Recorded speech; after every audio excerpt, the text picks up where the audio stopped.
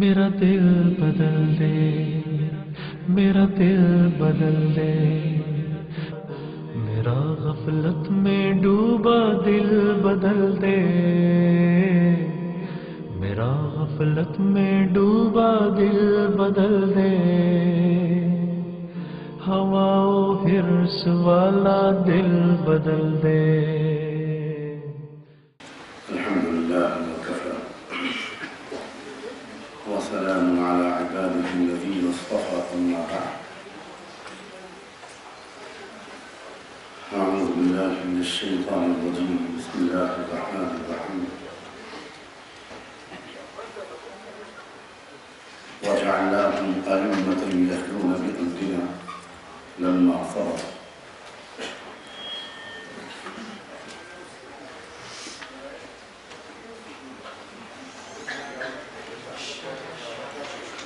سبحان ربك رب العزة عما يصفون وسلام على المرسلين والحمد لله رب العالمين. اللهم صل على سيدنا محمد وعلى آل سيدنا محمد وبارك وسلم. اللهم صل على سيدنا محمد وعلى آل سيدنا محمد وبارك وسلم. اللهم صل على سيدنا محمد وعلى آل سيدنا محمد وبارك وسلم.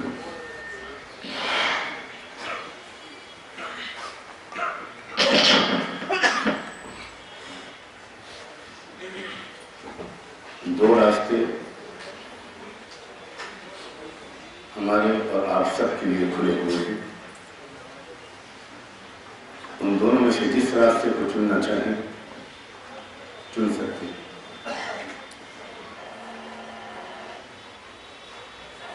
جس راستے کو آپ چنیں گے وہی راستہ آپ کے لیے آسان ہوتا جائے گا.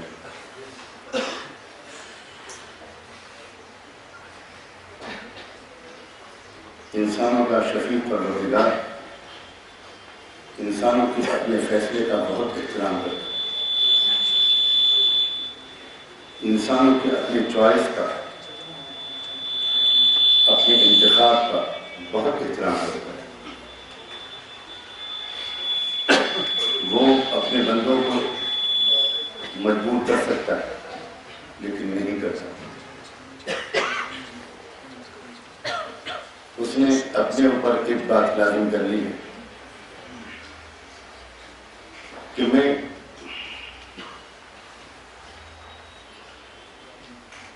تمہارے ارادے پر اپنے ارادے کو مسلط نہیں کروں گا، تم کو مجبور نہیں کروں گا. تم عزت کا راستہ اختیار کرو گے میں تم کو عزت دوں گا، تم ذلت کا راستہ اختیار کرو گے میں تم کو ذلت دوں گا.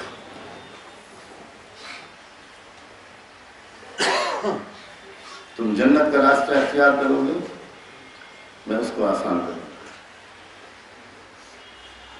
تم جہنم کا راستہ اختیار کرو گے میں نہ چاہتے ہوئے بھی اس کو آسان کروں.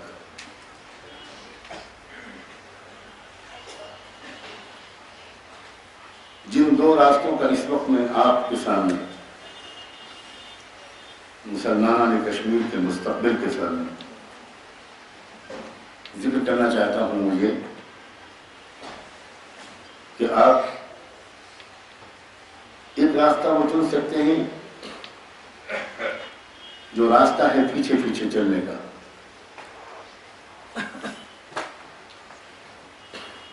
فالوور بننے کا، اور وہ بھی بلائنڈ فالوور بننے کا. اور ایک راستہ ہے قائد بننے کا، امامت کا. ایک راستہ ایسا ہے کہ آپ قوموں کو محبت کے ساتھ، ایمانداری کے ساتھ اپنے پیچھے لے کر چلیں گے، قومیں آپ کے پیچھے چلیں گے. اور ایک راستہ ہے کہ آپ قوموں کے پیچھے چلیں گے، لوگوں کی پسند کی نقل کریں گے. آپ کی اپنی کوئی پسند نہیں ہوگی، آپ کا اپنا کوئی سلیکشن نہیں ہوگا، آپ کا اپنا کوئی چوائس نہیں ہوگا.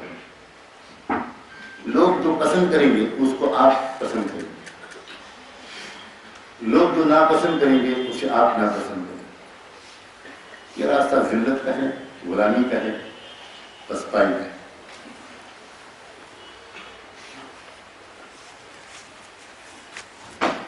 انسان جو اس لائق بنتا ہے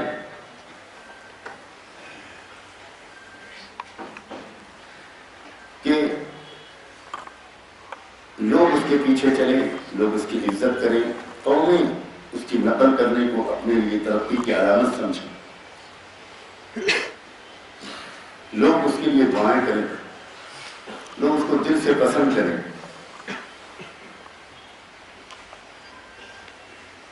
دور دور تک اس کی محبت اللہ کی مخلوق کے دل میں ہو، یہاں تک کہ آسمانوں میں اڑنے والے پرندے بھی اس سے محبت کریں، سمندروں میں رہنے والی مچھلیاں بھی اس کو محسوس کریں کہ کوئی ہے جس کی وجہ سے ہمیں بہت آسانی سے رزق مل رہا ہے۔ وہ راستہ جس سے آپ کو، ہمارے عزیز نوجوانوں کو قیادت کا منصب مل سکتا ہے، عزت مل سکتی ہے، اور آپ مرتبہ امامت پر پہنچ سکتے ہیں کہ دوسرے نوجوان دنیا کی قوموں کے آپ کو دیکھ کر رش کریں۔ آپ دنیا کی قوموں کی نقل نہ کریں، قوموں کے نوجوانوں کی، دنیا کی قوموں کے نوجوان عزت اور محبت کے ساتھ آپ کی نقل کریں۔ اس کا راز اس میں چھپا ہوا ہے کہ آپ اپنے دل اور اپنے دماغ کو کیا غذا دیتے ہیں، آپ اپنے دل اور اپنے دماغ کی اہمیت کتنی سمجھتے ہیں، آپ اپنے دل اور اپنے دماغ کو کن یادوں اور کن خیالات اور کن علوم سے آباد کرتے ہیں، کس طرح آپ استعمال کرتے ہیں ان دو وائٹل آرگنز کو، دل کو اور دماغ کو۔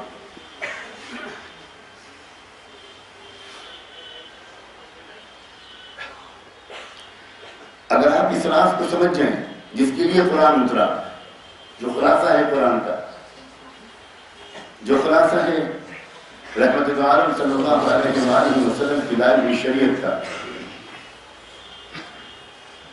اگر آپ اس راز کو سمجھ جائیں کہ اصل دار مدار انسان کی کامیابی کا اور انسان کو دنیا کے اندر محبوبیت کے ساتھ عزت دینے کا، وہ اس بات پر ہے کہ کسی ایک فرد نے اپنے دل کو اور اپنے دماغ کو کس طرح استعمال کیا۔ جو فرد، جو انڈیویجول اپنے دل اور دماغ کو صحیح طریقے سے استعمال کرنے کا فن سیکھ لے گا، یقینی طور پر اس کو محبوبیت ملے گی، عزت ملے گی، اور لوگ اس سے دیکھنے کو اپنی سعادت سمجھیں گے۔ اور جو قوم اپنے دل اور دماغ کو صحیح طور پر استعمال کرے گی، دل کو وہ غذا دے گی جو دل کو ملنی چاہیے، دل میں اس کی یاد بسائے گی جس کی یاد کے لیے دل کے بنانے والے نے دل کو بنایا، اور اپنے دماغ کو جو قوم صحیح افکار اور خیالات سے آباد رکھے گی، وہ پوری کی پوری قوم محبوب بن جائے گی، وہ پوری کی پوری قوم منصب امامت پر اور لیڈنگ پوزیشن پر پہنچا دی جائے گی۔ یہ وہ قانون ہے اس دنیا کا، انسانوں کے پروردگار نے، اس دنیا کے بنانے والے نے ایسا مضبوط قانون یہ بنایا ہے کہ اس قانون کو کبھی دنیا میں توڑا نہیں جا سکتا، کبھی اس قانون کو دنیا میں بدلا نہیں جا سکتا، کبھی ایسا نہیں ہو سکتا کہ کوئی انسان اپنے دل کو اور اپنے دماغ کو صحیح یادوں اور افکار و خیالات سے آباد کرے، اس کے باوجود وہ ساری زندگی ذلت کی زندگی گزارے۔ ناممکن ہے، کوئی نہیں سکتا۔ ایک مثال بھی تاریخ میں ایسی نہیں پیش کی جا سکتی، اور تاریخ کو چھوڑیں اس دور میں بھی چیلنج کے ساتھ کہا جا سکتا ہے، ایک انسان ایسا نہیں تلاش کر کے کوئی دکھا سکتا جس نے اپنے دل اور دماغ کو صحیح یادوں اور افکار و خیالات سے، افکار و علوم سے آباد کیا ہو، اور اس کو شرمندگی کی زندگی گزارنی پڑے، اس کو ذلت کی زندگی گزارنی پڑے، وہ ناممکن ہے۔ ہر کسی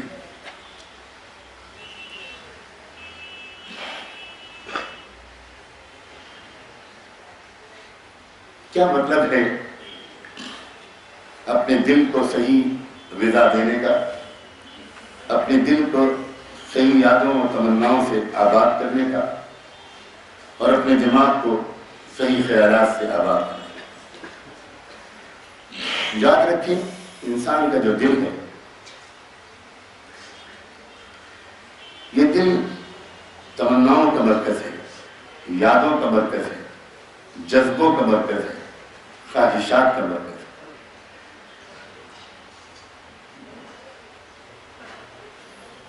اب جس انسان نے اس راز کو سمجھ لیا کہ اس کو اپنے دل میں اپنے پیارے پروردگار کو بسانا ہے، اس رب سے محبت کرنی ہے، اس رب سے مانوس ہونا ہے، اور سب سے زیادہ اپنے دل سے اپنے رب کو یاد کرنا ہے۔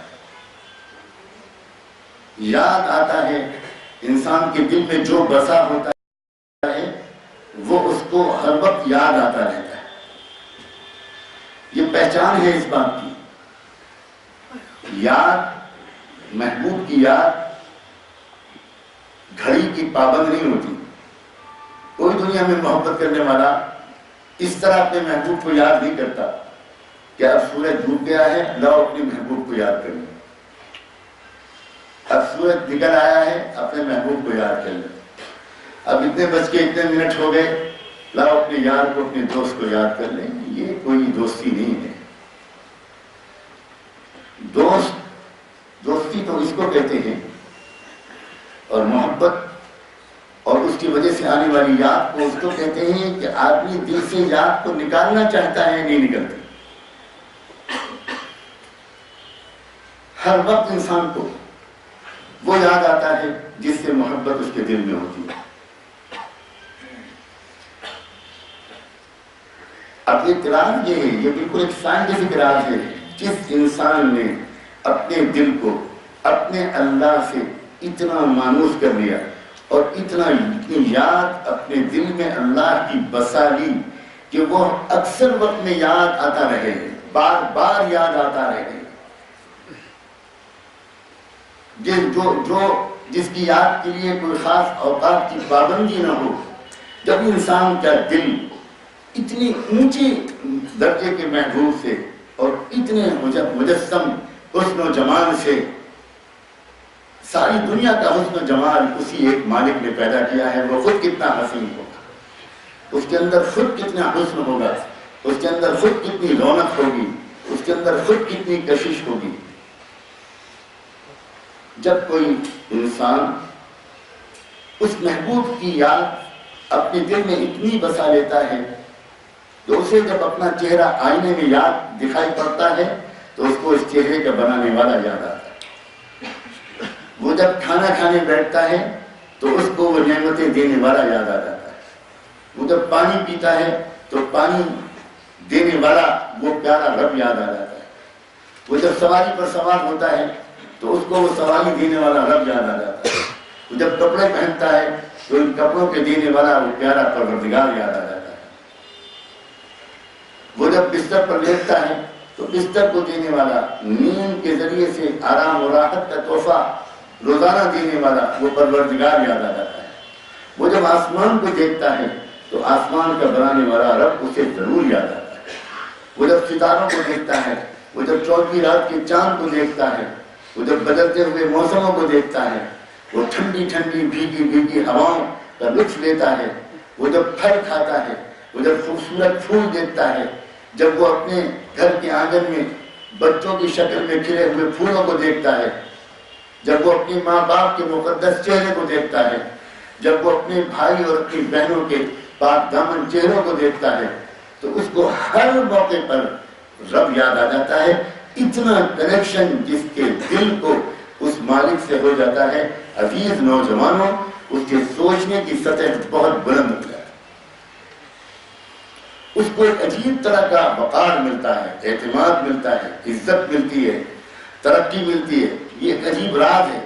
جتنا زیادہ جو انسان اپنے رب کی یاد اپنے دل میں بساتا ہے اتنا ہی زیادہ گندے اور نامناسب قسم کی یادوں اور جذبوں سے اس کا دل پاک ہو جاتا ہے۔ دل میں جگہ ہی نہیں رہتی، کوئی سوال ہی پیدا نہیں ہوتا ممکن ہی نہیں ہے کہ جو نوجوان اپنی نوجوانی میں اپنے دل کے اندر اپنے اس مالک کی یادوں کو اس طریقے پر بسا لے اور اس کے دل میں ناپاک یادیں آتی رہیں، اس کے دل میں نامناسب یادیں آتی رہیں، نامناسب تمنائیں انگڑائیاں لیتی رہیں، بالکل ممکن ہی نہیں۔ اور جس انسان کے دل کی کیفیت ٹھیک ہوتی ہے، نارمل ہوتی ہے، تندرست ہوتی ہے، بیمار نہیں ہوتی، اس انسان کے منہ سے نکلنے والا ہر بول بہت اچھا اور پرکشش ہوتا ہے۔ اس کا ہر منہ، اس کی ہر حرکت، اس کا چلنا، اس کا بولنا، اس کا بیٹھنا، اس کا لوگوں سے ملنا، اس کا خاموش رہنا، اس کا لکھنا، اس کا پڑھنا، اس کی ہر ادا ایک وقار لیے ہوئے ہوتی ہے۔ اور اس کی ہر ادا میں ایک خاص بات یہ ہوتی ہے، اس بات پر بہت توجہ دینا میرے عزیز نوجوانوں، اس کی ہر موو، اس کا ہر اسٹیپ وہ کسی کی نقل میں نہیں ہوتا، وہ کبھی کسی سے مرعوب نہیں ہوتا، کسی کو حقیق بھی نہیں سمجھتا لیکن کسی سے مرعوب بھی نہیں ہوتا۔ اس کی ہر ادا، اس کا ہر موو، اس کا ہر قدم، اس کا ہر بول، اس کا ہر فیصلہ، اس کی ہر رائے، اس کا ہر چوائس، وہ ایسا لگتا ہے جیسے الہامی ہوتا ہے۔ یعنی وہ دنیا کے عام انسانوں کی نقل کرنے کے بجائے آسمان سے اترنے والی مسلسل ہدایت کے ماتحت ہو جاتا ہے وہ نوجوان۔ وہ تنہائی میں بھی ہوتا ہے، کوئی اس کو دیکھنے والا نہیں ہوتا، وہ بالکل بند کمرے میں ہوتا ہے، رات کا وقت ہوتا ہے، کوئی اس کو دیکھنے والا نہیں ہوتا، وہ کوئی گناہ کر سکتا ہے، وہ کوئی غلط کام کر سکتا ہے، وہ کوئی نامناسب کام کر سکتا ہے، کہیں پر کوئی اس کو دیکھے گا نہیں، مگر جس کے دل میں اللہ تعالیٰ کی یاد ہو، ممکن نہیں ہے کہ وہ انسان بالکل تنہائی میں بھی کوئی غلط کام کرے۔ یہ ایک اسٹیٹس ہے نوجوانوں جس تک پہنچنا بہت مشکل نہیں ہے۔ تھوڑا سا ارادہ، تھوڑی سی محنت، ایک عزم، ایک فیصلہ کہ مجھے اس منزل تک پہنچنا ہے، مجھے اپنے دل کو ایسا بنانا ہے۔ بہار آ جاتی ہے زندگی میں، جدھر سے گزرتا ہے ایسا انسان یقین مانے جدھر سے گزرتا ہے اللہ کے بندوں کی زندگیاں بدلتی چلی جاتی۔ محقق علماء نے لکھا ہے کہ اللہ کا کوئی ولی کسی علاقے سے صرف گزر جاتا ہے تو اس علاقے میں رہنے والوں کے دلوں کی صفائی ہو جاتی ہے۔ وہ مثال دیا کرتے ہیں اس کی کہ اگر کوئی پرائم منسٹر آنے والا ہوتا ہے، کوئی چیف منسٹر آنے والا ہوتا ہے تو پھر پہلے سے راستوں کی صفائی کی جاتی ہے، اسٹریٹ لائٹس درست کی جاتی ہیں، سب کچھ آرڈر میں کر دیا جاتا ہے۔ بالکل اگر دنیا کے کسی بڑے کے گزرنے سے سڑکوں کی صفائی کا دنیا والوں کا معمول ہے تو اللہ کے کسی دوست کے گزرنے سے دلوں کی صفائی کا معمول اللہ نہیں بنا سکتا۔ اللہ تعالیٰ نظر نہ آنے والے فرشتوں کا حملہ لگا سکتے ہیں، میرا ایک دوست آنے والا ہے، اس علاقے کے رہنے والے لوگوں کے دلوں کو بدل دو، اس علاقے کے رہنے والے دلوں کی صفائی کر دو، دلوں کے اندھیروں کو دور کر دو۔ جس طرح سڑکوں کے اندھیروں کو دور کیا جاتا ہے اسی طرح دلوں کے اندھیروں کو بھی اللہ تعالیٰ دور کر سکتے۔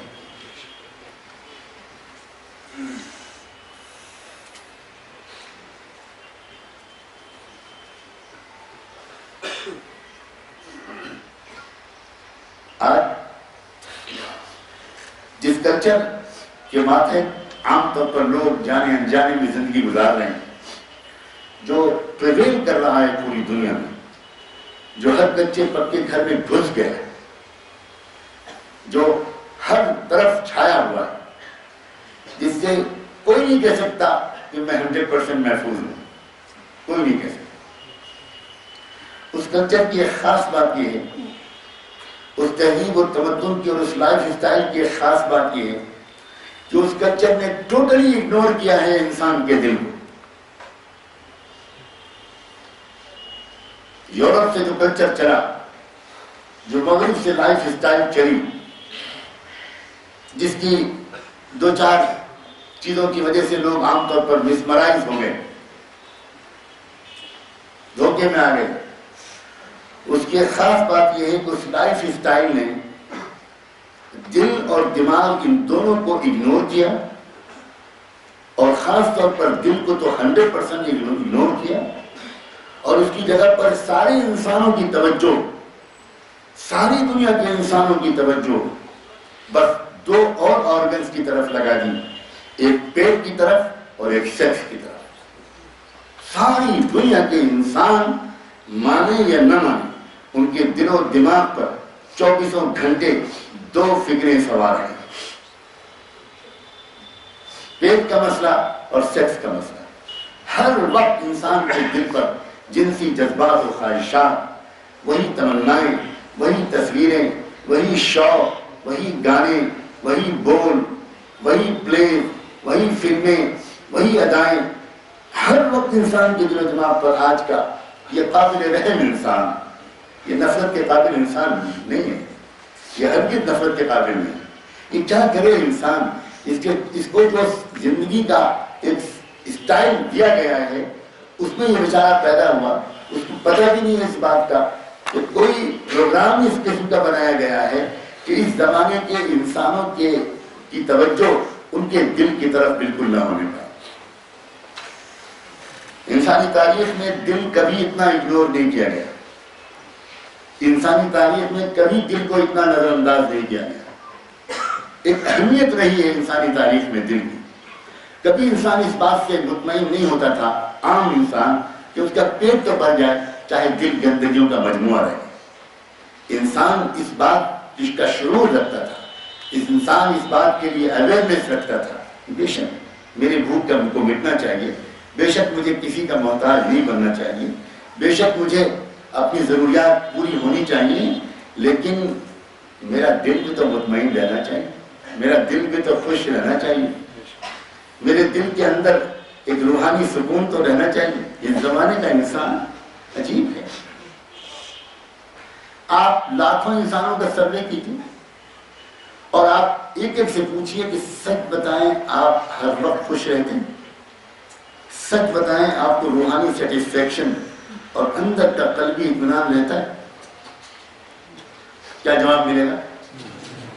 کیوں بھائی میں آپ سے پوچھنا چاہتا ہوں, آپ کا تجربہ اب تک آپ کا ایکسپیرینس کیا کہتا ہے؟ کتنے % لوگ ملیں گے کہ میں بہت خوش رہتا ہوں؟ ملیں گے لوگ؟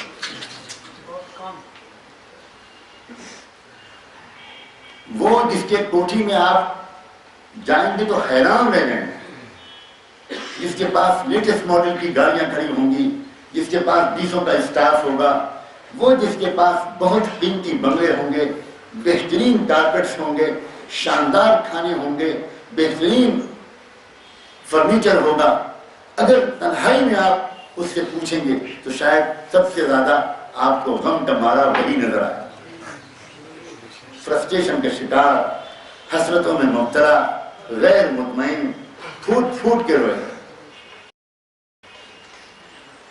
ہمارے وہ اللہ والے اور ان کی جوتیوں میں بیٹھنے والے ہم جیسے بالکل بے حیثیت طالب علم,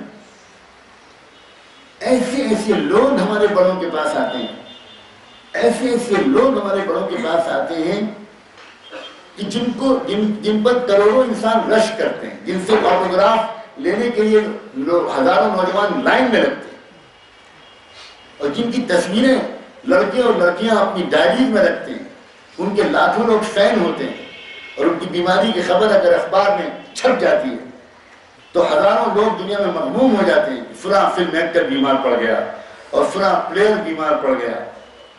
ایسے لوگ چھپ چھپ کر رات کی تنہائیوں میں جب اللہ والوں کے پاس آتے ہیں تو میں نام نہیں لوں گا, وہ نام امانت ہے, اس طرح پھوٹ پھوٹ کر روتے ہیں جیسے دنیا میں ان سے بڑھ کر پریشانی میں مبتلا اور خوشیوں سے محروم نہ کوئی شخص پہلے ہوا تھا نہ آج ہے. کیا وجہ ہے؟ کیوں آج کا انسان جو پہلے کے مقابلے میں بہت اچھے مکانوں میں رہتا ہے, پہلے کے مقابلے میں بہت اچھے کھانے کھاتا ہے, بہت اچھی گھڑیاں پہنتا ہے, بہت اچھے سوٹ پہنتا ہے, بہت اچھے ساکس اور شوز پہنتا ہے, بہت اچھی سواریوں میں سوار ہوتا ہے, بہترین ٹیلی فون استعمال کرتا ہے, سوچا بھی نہیں تھا ہمارے باپ دادا نے اس قسم کی لگژریز کو. لیکن کیا وجہ ہے؟ پہلے جب یہ سب چیزیں نہیں تھیں تو انسان خوش رہا کرتے تھے.